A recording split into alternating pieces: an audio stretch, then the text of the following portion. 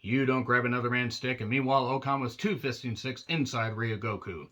That's New Japan Pro Wrestling English commentary in a nutshell, ladies and gentlemen, and also lessons that I learned the hard way, and I will be taking no further questions until the cases are settled. Nevertheless, I'm John Renton with my review, New Japan Pro Wrestling's Declaration of Power 2022 event. Let me know your thoughts on this show in the comments, please. Speed the Wars Wrestle Kingdom 17 on January 4th inside the Tokyo Dome.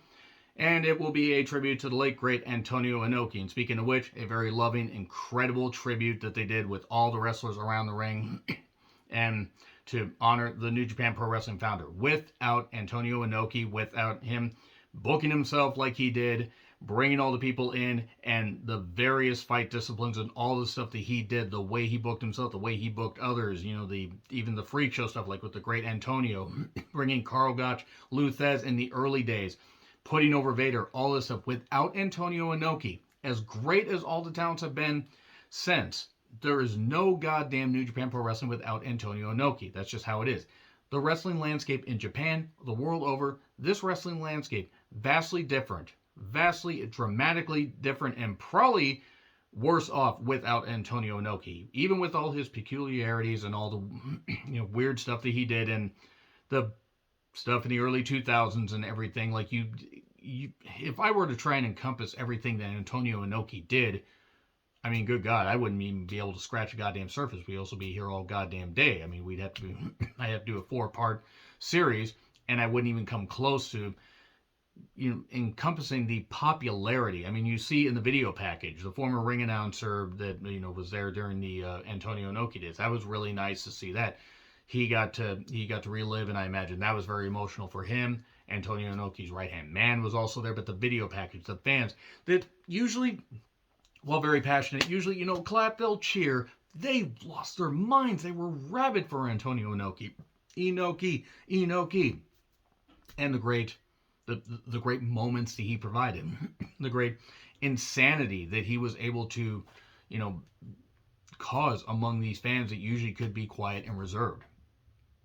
And Antonio Inoki I think he was made like a lifetime ambassador or something like that. That was going to be announced on the show, but unfortunately he did pass away 9 days before. And that's why Wrestle Kingdom is going to be, in his name, a way to honor him. And rest in peace, Antonio Inoki. I mean, the influence that he had on professional wrestling for many years, still does, will continue to have.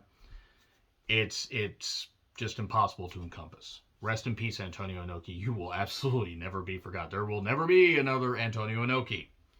So, let's get on with the show proper. It was nice to hear Chris Charlton do the translations, and Kevin Kelly, Chris Charlton, and Rocky Romero doing commentary. Rocky, I love Rocky.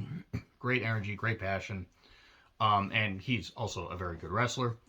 And we have Ren Narita's comeback match. And Ren Narita, obviously, is included in this. Otherwise, it would be weird. He teamed up with Robbie Eagles and David-O Finlay, taking on El Desperado, who has had a really, really good career year. In fact, El Desperado absolutely deserves to be praised endlessly for how great he is. But anyway, so Kanemaru and Doki and Narita, the son of Strong, so I believe is what they're calling him, and he really has improved quite a bit. I got to see him at the New Japan Strong tapings earlier this year. Hard to believe it's been like 9 fucking months since I was in Seattle watching New Japan action. Match was the usual in the high bridge. That I forget what they actually called it. 1, 2, 3. Doki takes the pin, as he should have. Narita got a big reaction. Good stuff. And then we get Dangerous Tekkers, Zack Sabre Jr. and Taichi taking on Shane Haste and Bad Dude Tito. Bad Dude Tito has showed up during the G1 tour. I mean, obviously he'd shown up before, but he really showed off in those tag matches. They got to give ZSJ a singles run, even though I love him teaming with Taichi. And the triangle counter by Tito, that was actually pretty good. We then get a bit of a melee bridge pin on Tito. 1, 2, 3. Good stuff. This was well done. I'm not going to say the show is perfect, by the way, but I will say that this show did have more of a reset feel. It's like they're trying to get rid of some of the bullshit. They had a couple interesting things going on. Maybe they got rid of Dick Togo as booker, since apparently he's been the booker for a while. Kind of explains some of the repetitive stuff. Nevertheless, Tanahashi, Hikuleo, and Taguchi took on House of Torture. Speaking of House of Torture, oh boy, more House of Torture. Be still my beating apathy. It's nothing even against the talents involved. It's just a concept, and the fact that it's just been the same stuff, it's not really working. So the wrench gets used, but then Hikuleo says, I'm big, I'm a huge lad, choke slam, Taguchi is thrown on show, 1, 2, 3. There you go. That's pretty much it. So House of Torture didn't win. I mean, there's that at least. Hikuleo's got his eye on the Never Openweight Championship. Though they just pinned the Never Openweight 6-man champion, so whatever, who knows. Maybe they're going to get Master Wado involved. It's going to be Wado, Taguchi, and Tanahashi as the Never Openweight 6-man champions. They need to get rid of those titles. More on getting rid of a couple titles a little bit later. Because you can't have that many championships regardless of how many people you got in, out, in, out. And I know it's for the CMLL partnership that they have, but the Never Openweight titles haven't meant anything, even though some of the matches have been fine. So anyway, we get Goto, Yoshihashi, and they're taking on Jeff Cobb and the Great Okan. All hail. The winner faces FTR, possibly, maybe, kinda. So Yoshihashi compared his stick to Okan's stick, and that's where you don't grab another man's stick, and Okan is 2 fisting sticks in Ryugoku, which I reacted to, of course, with the good taste and maturity that nobody expects, because if you've been watching this channel for more than 5 minutes, you would honestly never expect maturity. This is fine. Cobb's power is ridiculous. Match was well worked, good tag work. Goto and Yoshihashi aren't a bad team. I just find Yoshihashi boring. But he's shown up. He's done some good stuff. And then we get a roll-up for 2. Tour of the Islands on Yoshihashi. 1, 2, 3. Thank God. Yoshihashi took the pin. The least interesting guy there. And then we get LIJ without Shingo. So it's Naito, Hiromu, Bushi. And there we go. We just get the breath. We get the rest right there. We get Sonata. Of course we get Sonata. It wasn't like I had to work that out of my head. Sorry, there's a lot of wrestling that I watch. Apologies. Also, it's kind of sad that Sonata almost feels like an afterthought.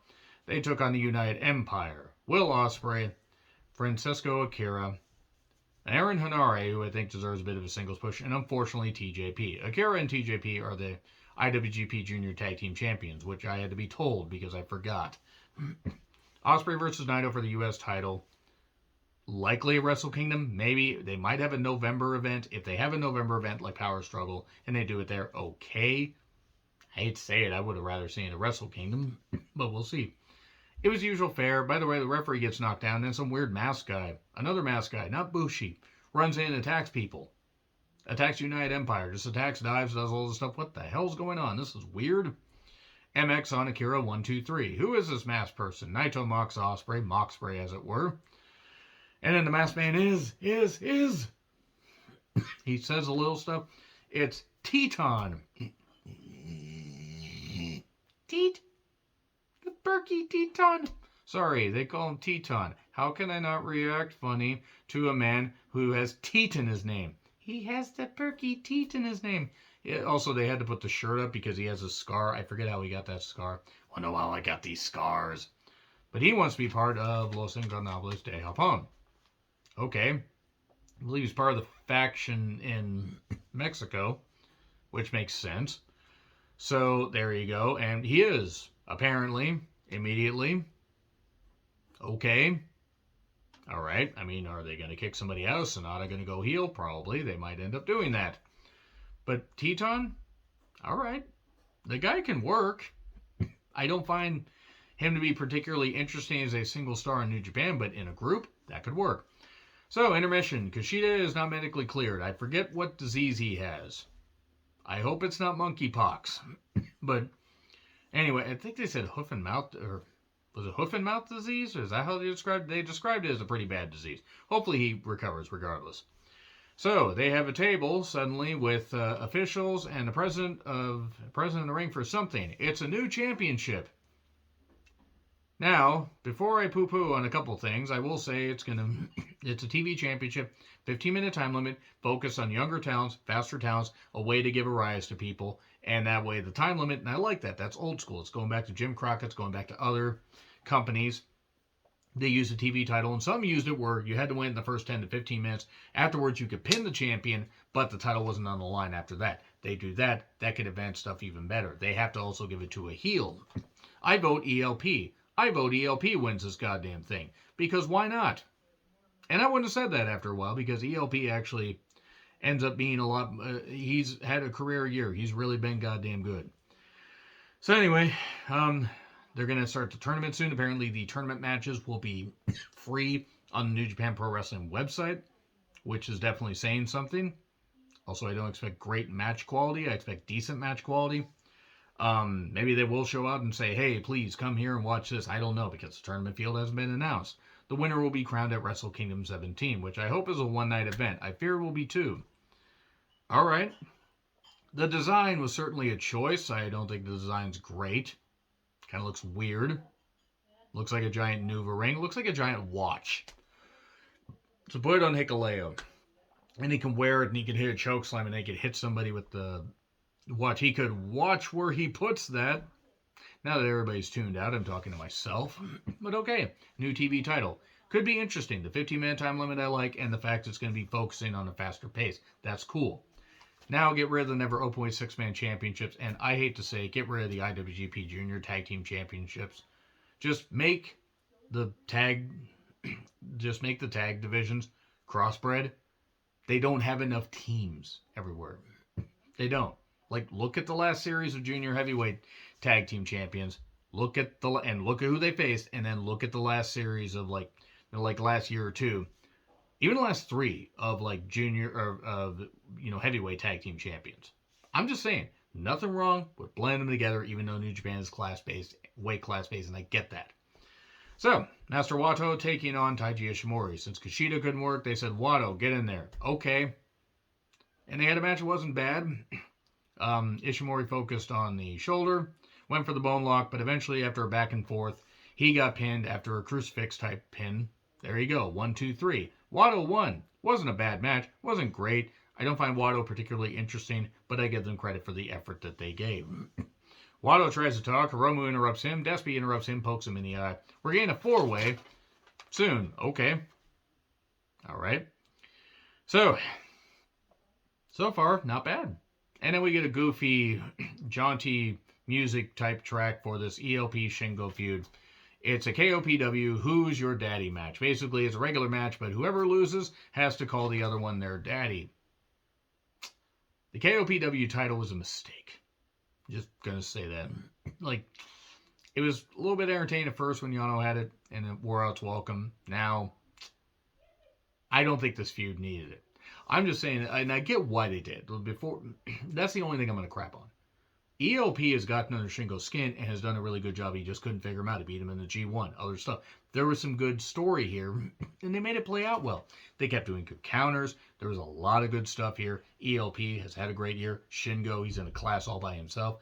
These two worked well together. ELP moving up to from cruiserweight, junior heavyweight to heavyweight. That's good.